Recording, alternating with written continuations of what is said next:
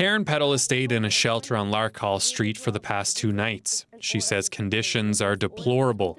Rat feces, dirty floors, sharps boxes full of needles.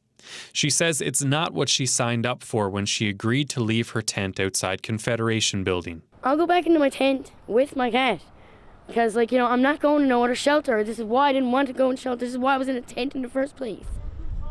Some of the tent protesters have struck deals to move into permanent housing units. Others reluctantly agreed to move into the very shelter system they were protesting to begin with.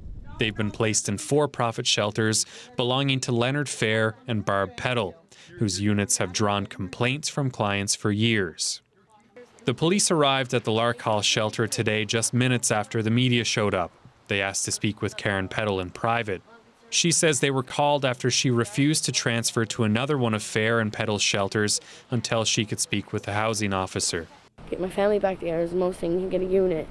Get my home back. I want to go home, right? I don't want to be shifting places and wondering. Every time I move, I lose things. So lesser and lesser things I got.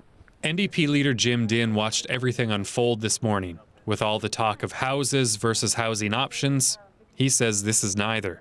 Housing, stable housing, with supports for those who need it, there's the answer. But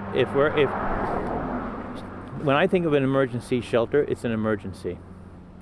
Week, 2 weeks, maybe a month. But once it becomes permanent, then there's a problem. Then it's default.